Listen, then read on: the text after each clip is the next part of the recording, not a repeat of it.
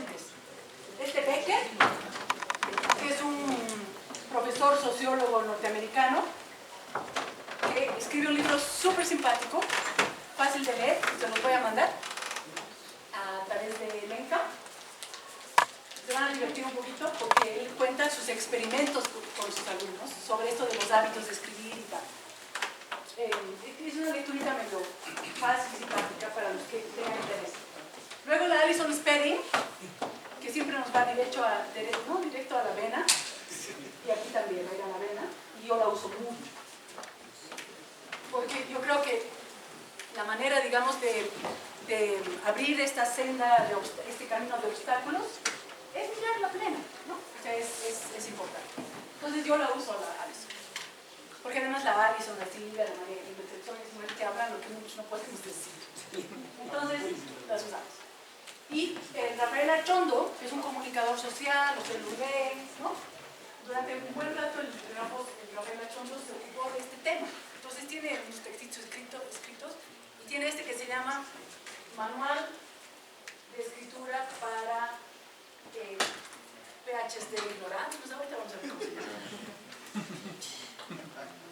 Sí. Este es Becker, Manual de Escritura para Científicos Sociales. Su texto se llama ¿Cómo empezar y terminar una tesis, un libro o un artículo? En español está publicada en siglo XXI, Buenos Aires. Becker dice,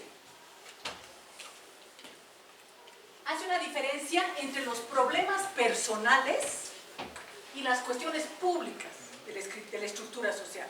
O sea, todo esto está en juego, según su análisis. La escritura, más allá de los problemas individuales, como una dificultad común e intrínseca al medio académico. Así que no somos solamente nosotros.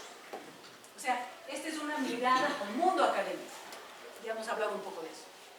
Dice Becker, la organización social, digamos la universidad, crea los problemas clásicos de la escritura, del estilo, de la organización, crea. Parte de los problemas que tenemos tienen que ver con esto que crea la universidad. La mala escritura sociológica, dice Becker, está mirando la sociología en Estados Unidos, está vinculada a los problemas teóricos de la sociología. Para decirlo así, ¿a qué se está refiriendo? Dice, los sociólogos, por ejemplo, hablan de la sociedad y temen hacer una aseveración directa, ¿no? Y dan punto. Porque no se atreven, dice, a hacer una aseveración directa. Bueno, su escritura es igual. Los sociólogos al escribir no identifican a la gente de la acción. ¿Quién está haciendo qué? Es difícil encontrar un sujeto para la oración cuando están en marcha fuerzas sociales o procesos sociales inexorables. Está citando a un texto sociológico. Dice, así escribe la sociología, dice Becker. ¿Qué dice ahí? Es difícil encontrar un sujeto, dice, para la oración cuando están en marcha fuerzas sociales y procesos sociales inexorables. Dice, no se compromete, dice el sociólogo. No va directo, no dice. Entonces dice, claro, tenemos problemas de escritura porque estamos escribiendo igual, porque es parte del método de la disciplina. Evitar decir quién hizo algo, dice Becker, produce dos fallas en la escritura. Uso habitual de construcciones pasivas y sustantivos abstractos. Entonces igual se escribe, pues. No hay avance. Sobre todo hay redundancia, especulación sería, ¿no? o falta de compromiso, de nombrar las cosas, ¿no? Pero es un poco, lo que él está diciendo es un poco el carácter sociológico. Pero eso no quiere decir que esté del todo mal. Yo defiendo a la sociología. ¿Perdón? ¿Qué digo? Yo defiendo mucho la sociología, porque me parece que sin mirada sociológica tampoco comprenderíamos los procesos, ¿no? Entonces puede que tenga estas dificultades de método y de estas consecuencias, pero bueno, o sea, puede ser que sea una explicación del problema de la escritura. Becker tiene un enfoque en el problema de la composición. La respuesta a esto típicamente enfocamos el problema de la escritura como si fuera un asunto de composición, es decir, que Por eso vamos a encontrar en la esquina de aquí de la UNSA, en el monobloc, libros, muchos libros, ¿no? Sobre consejos para escribir, las fallas más comunes de la escritura. Hay muchos textos que nos van a intentar sacar del hueco. Hay harta literatura. Pero eso, nos dice Becker, eso está como enfocado en la composición, como si solo la composición fuera el problema. O el know-how. ¿Cómo hago para escribir? ¿No? Es que usas mucho este tipo de verbo. No está solo ahí, dice Becker. No es solo ahí. No es el único problema la composición. Consejos vamos a encontrar. La escritura entendida como una forma de pensar, poner en claro las ideas y luego poder expresarlas con claridad. Para poder expresar unas ideas limpias, claras, necesitamos tenerlas. Y para tenerlas, el proceso de lectura, escritura y lectura, ¿no? Ahora, todo eso es un solo flujo. Y después tener, como verán, nuestro plan de escritura nos va a ayudar. Becker en realidad pone el énfasis en el proceso de escribir, no en la técnica solamente, no en en esa composición, la estructura, sino observemos y hablemos del proceso de escribir, dice Becker. Imaginar la escritura como una actividad real, con trabas, con errores, con borradores, con versiones, qué problemas existen, cómo los soluciono, como un acto. Hay que naturalizar la escritura. Porque si seguimos pensando que la escritura es tarea de algunos capos, de los que sí, claro, es que decir, ¿no? O sea, de algunas personas, nos ponemos lejos de esa acción, ¿no? Y la dejamos como una acción para ciertas personas. Pero con este enfoque en el proceso de escribir, lo que nos dice es, miremos la escritura como un acto cotidiano, real. Todo profesor debería escribir, todo alumno debería escribir, todo estudiante tiene que escribir, va a llegar a su tesis. No puede esperar 5 años para aprender a escribir. Entonces, en este enfoque de ver el proceso de escribir, nos dice Becker, la manera de escribir de una persona depende de la situación social en la que escribe. ¿Qué quiere decir eso? La manera de escribir de una persona, dice Becker, depende de la situación social en la que escribe. ¿Por qué se escribe como se escribe? Podemos hacer un seminario. Porque sea estilo. Propone analizar las condiciones de producción. ¿Qué condiciones tenemos nosotros institucionalmente para escribir? O sea, que sería una gran charla. O sea, ¿qué hace la estructura académica? ¿Cuáles son esos espacios para escribir? ¿Tienen los profesores? ¿Cuál es el volumen de trabajo? ¿Trabajan en cubículos? ¿Cuántas cosas se les exige? ¿Qué condiciones tienen? ¿Funciona el sabático? Hay una cantidad de elementos que podemos discutir sobre la estructura, si es habilitante o no habilitante para la escritura. O sea que, si es maluco, que la institución nos pida resultados y no nos dé condiciones. A eso se refiere cuando dice, analicemos las condiciones de producción de la escritura académica. Si yo soy profesora, chévere profesora, súper bien, pero tengo en mi casa 6 hijos, ¿qué ratito voy a escribir? No puedo pretender escribir en mi casa. Efectivamente, muchas, por ejemplo, somos noctámbulas. Entonces uno se puede preguntar, ¿por qué las mujeres son noctámbulas? Por lo menos yo pertenezco al grupo de las noctámbulas. Porque claro, cuando no hay que resolver temitas todo el día, el rato que no te preguntan, no te dicen, no sé qué, ese rato empieza a las 11 de la noche, no empieza antes. Entonces, las mujeres son noctámbulas. Cuando quieren hacer algo distinto de ese cotidiano productivo doméstico, ¿no? Si quieren hacer algo más, hay que buscar momentos. O cuando crezcan los niños. Cuando crezcan ya empieza a haber otro espacio. Condiciones para la escritura. Diferencias en la condición del estudiante y del académico. Tienen un público, una motivación y una razón distinta. Lo que decíamos al inicio. Cuando escribe un estudiante su tesis, generalmente le escribe para un tribunal.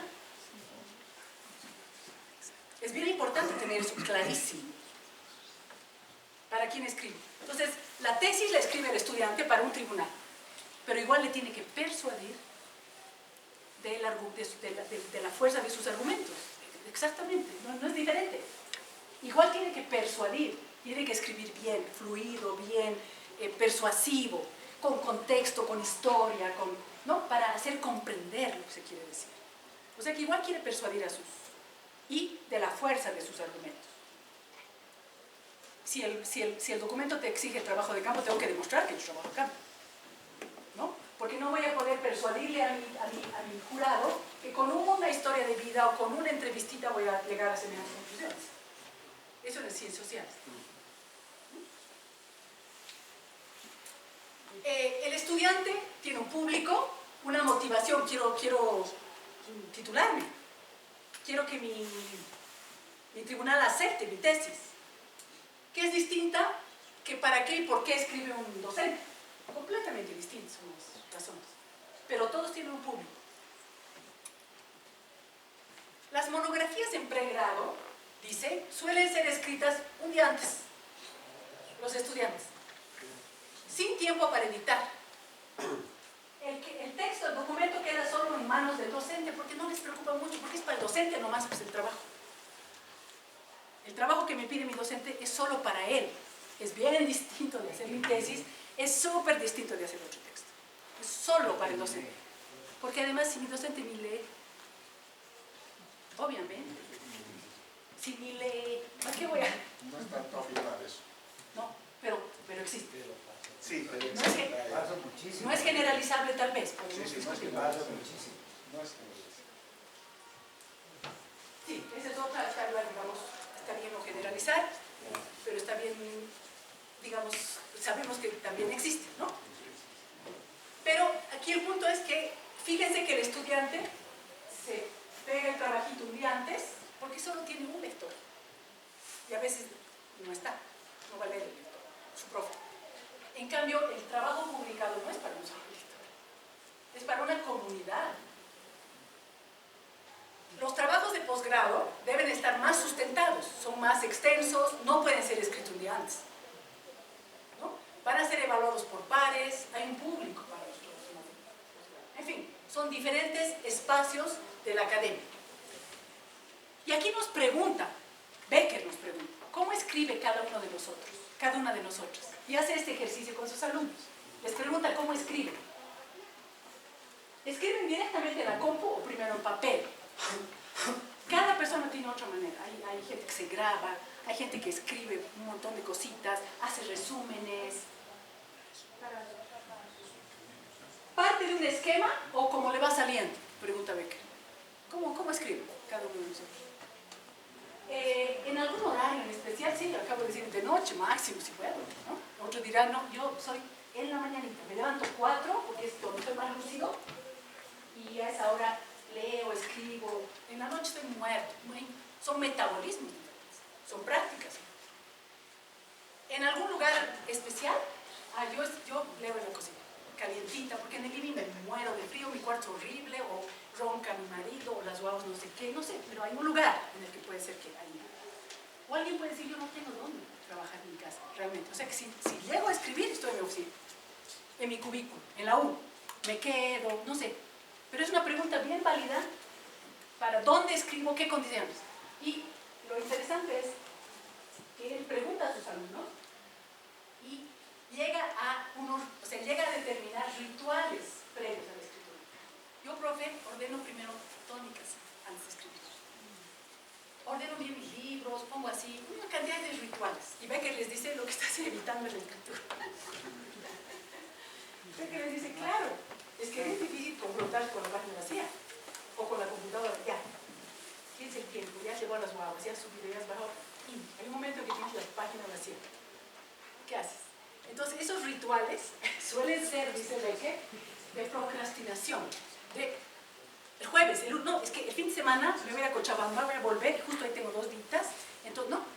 O ya va a venir el feriado de Semana Santa, o sea, uno suele procrastinar, ¿no? Dejar para después.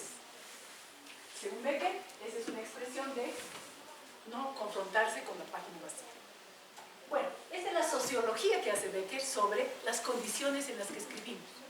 Mujeres, hombres, estudiantes, docentes, depende, muy distinto. Pero hace esta pregunta a sus alumnos, es bien genial. ¿no?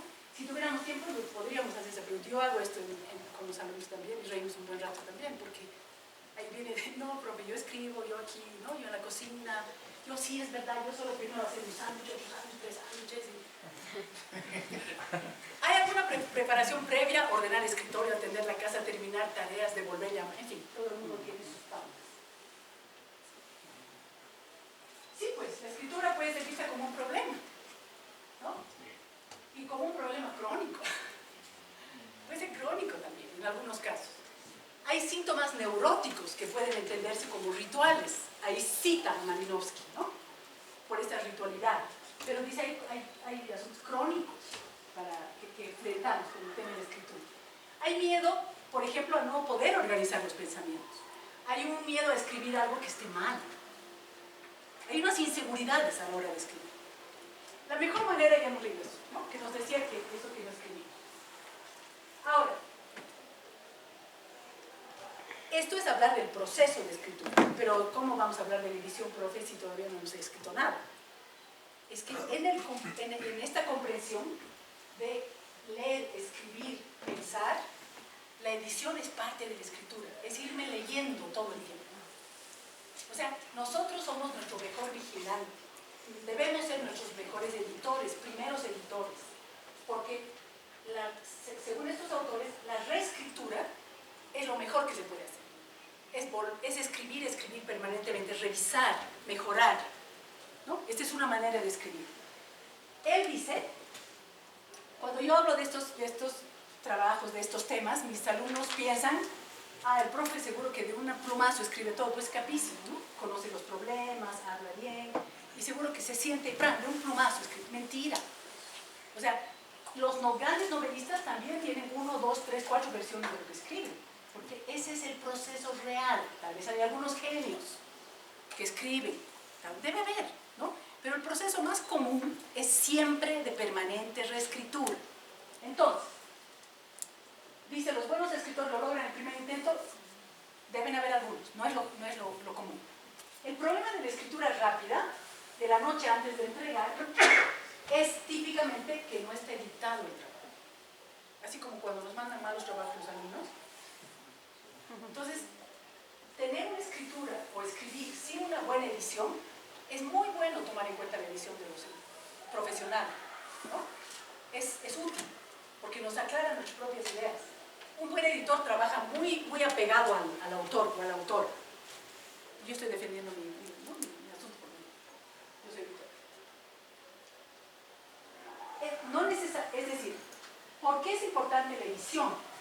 Porque uno, después de tanta escritura, relectura, está súper familiarizado con su texto y siente que todo lo que está aquí es importante, todo va. Y empieza a sufrir cuando hay que sacar algo, ¿no? Porque además tanto esfuerzo me costó. Y yo este tema lo veo trabajando hace años, entonces no quiero sacarle ninguna letra. Es importante la mirada externa, ¿no? Son importantes los criterios editoriales. Un criterio editorial es, sí, qué bien, tu tesis de maestría, ¿no? 320 páginas. Quiero publicar, porque ¿no? es muy valioso su tema, me han sacado buena nota, quiero publicar. Por favor, que no sean 300 páginas, nadie va a leer. Nadie va a leer 300 páginas. Otro criterio editorial, tesis de grado de no sé quién, nadie va a comprar. O sea, una publicación para hacerla común, de un buen trabajo de investigación, tiene que tener un título más literario y tiene que despacharse el origen de eso. Puede hacer referencia, por supuesto, en su texto. Esto es fruto de una tesis de maestría. Pero no puedo querer plasmar mi tesis porque no me van a leer. Esa tesis se va a leer en la U. Cuando alguien vaya a buscar tesis en derecho sobre este tema, va a encontrar mi tesis. Pero en el escaparate de la librería, frente a novela, esto, lo otro, no sé qué texto, ¿cómo va a escoger una tesis de maestría? ¿Quién va a escoger? Por el alto hay en la feria. Bueno. Pero para otras cosas. No existe, dice aquello de todo está digerido, listo y concebido. No es así. Uno en el proceso de escritura y de revisión, aclara sus ideas. Si tiene chance de hacer leer, si tiene una persona de confianza, una persona que admira, una persona que va a recibir su propuesta de, ¿me puedes leer? Es óptimo, ¿no? No tiene que ser necesariamente alguien mucho que tiene más claridad que yo, una persona que sabe mucho más, no necesariamente, puede ser tu par total. La mirada externa es muy importante. No entiendo tu capítulo 2, ¿qué querías decir? ¿No entiendes? Para mí está clarísimo. No entiendo nada, perdón, o sea, para mí que tu capítulo 3 debería ir primero. ¿Por qué? Es importante. Eso es dar, reescribir, dar a escribir. Y por eso es que esto que estoy hablando yo sobre el artículo académico tiene ese carácter persuasivo y de motivación. Porque tenemos que como formar como comunidad un sentido común de esa escritora y apoyarnos, ¿no? Y salir de la competencia de eso. Porque esto suele ser muy competitivo, expresión de competencia. Y nos necesitamos como comunidad para escribir. Al editar se debe cuidar el tono. Al editar reemplazamos redundancias, evitamos escritura caprichosa, frases pomposas, pretenciosidad. Estereotipos. Si ponemos esos problemitas, si tenemos esos problemitas, no vamos a comunicar. Y hemos dicho que lo que queremos es ser comunicantes. Entonces, alguien te podrá decir, mira, está bien interesante tu texto, la verdad es que lo entendí un poco, pero creo, en fin, hay maneras de entre pares trabajar. La Ese escritura... proceso, perdón, profesora, puede entrar también esto que decía algunos metodólogos, por ejemplo, Anderek decía, ¿no? La maduración de la investigación. O sea, has escrito, ¿no es cierto?, lo dejas una semana, 2 semanas, no sé, un tiempo determinado, vuelves a leerte, ahí encuentras nuevamente errores, hasta ortografía inclusive, ¿no es cierto? Porque también eso puede servir acá, ¿no es cierto? Totalmente. ¿No les ha pasado que uno dice, sí, esa es mi tesis de grado, sí, así que era joven? O sea que, porque ha podido pasar en ese proceso, en los 3, 4 años, que ha habido mucho cambio. Uno puede avergonzar, sí, es que no sabía escribir, o no tenía las ideas que, bueno, qué bien que hoy día las tienes más claras, ¿cuál es el problema, no? Pero es verdad que uno puede reescribir, puede mejorar totalmente. Miren, había un sistema que nosotros hacíamos, que era bien interesante. Es decir, tener como una planificación del año de nuestros artículos, de nuestra escritura. Y en ese momento, a partir de ese primer borrador, presentar entre los colegas el trabajo, el otro trabajo, el otro trabajo. Se retroalimenta, ¿no? Ahí es bien importante también trabajar la crítica. O sea, no ir a cortarle la cabeza al colega para luego exponer que yo había sabido mejor el tema, sino tener un espacio muy constructivo, ¿no? Pero, che, ya has leído tal texto, porque a mí me suena esta tu palabra clave con esto, porque yo he visto, colabora. O sea, ese aporte tiene que ser constructivo. Se trata de la exposición. O sea, aquí el colega expone y todos nos enganchamos a esa exposición, no a lo que yo sé. No su exposición para yo mostrar cuánto sé, ¿no? Entonces, esa metodología hay que procurarla, ¿no? Luego es el primer borrador. Y luego hay un segundo momento de exposición, de presentación de los textos, que es con un comentarista externo. Entonces, otra vez, 3 presentaciones, 11 colegas de posgrado, digamos, y tienen comentaristas externos. Para yo mandar al comentarista tiene que estar más académico. Y el comentarista va a venir y ahí sí le va a dar, ¿no? Hay, no hay, dice, no, relievo esto. Y después de eso, recién yo voy elaborando mi trabajo final. Y ahí tengo ya un artículo final y además todavía para publicar en la revista tiene que haber en el espacio institucional platita para la edición. Porque ahí el editor va a afinar todo, va a encontrar el argumento, va a afinar la escritura, la comunicación de esas ideas. Las va a poner mucho más limpias, siempre en contacto con el autor, ¿no? Y ahí va a quedar un texto súper limpio, con un buen proceso, un gran proceso, ¿no?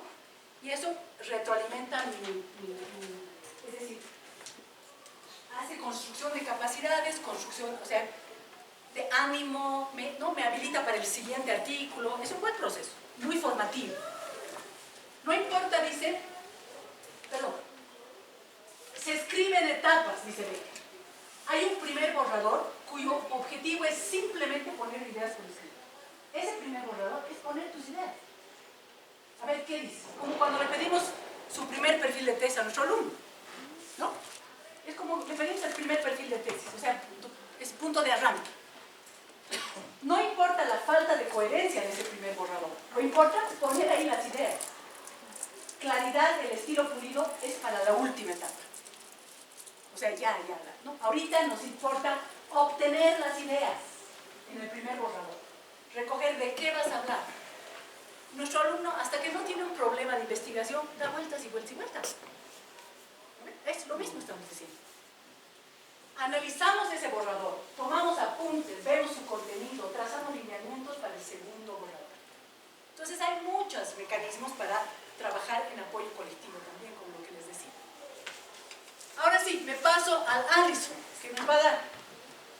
Dice el Allison, este texto del 99 se llama Investigadores en Apuro, estaba publicado en Tincazos, la revista de Ciencias Sociales, ¿no? De Sociología, del Pierre.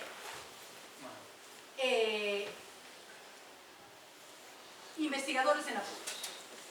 Ella habla de la frustración de tener que enseñar cosas que debían haber aprendido en el colegio, ¿no?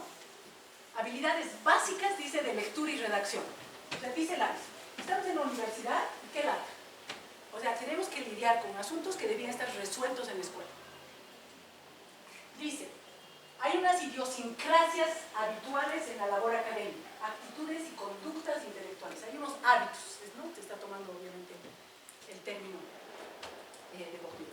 Dice, la relación con el lenguaje en Bolivia es problemática. Vamos a ver por qué. Hay problemas de contenido, hay problemas de ortografía y de gramática. Se confunde la C con la S, se usa la A a veces con H en H, el pasado, etc. Todos son errores comunes. Escasez, juez, ¿no? En vez de Z, S, entregarse. Claro, o sea, si una persona escribe entregarse así, o sea, no tiene idea de que está usando el reflexivo, que es se entrega. Porque ¿de dónde viene entregarse? De que se entrega. Ese se no lo escribiría con C.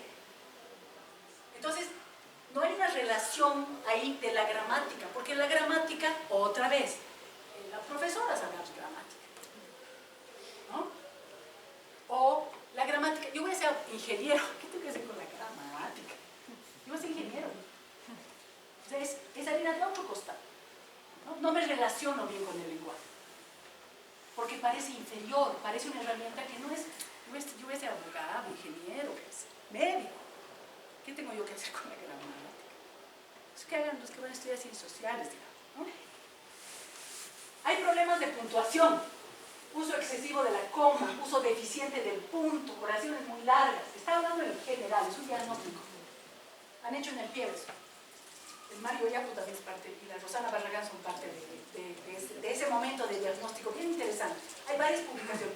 De ahí salen los textos metodológicos del pie. Falta de marcos teóricos.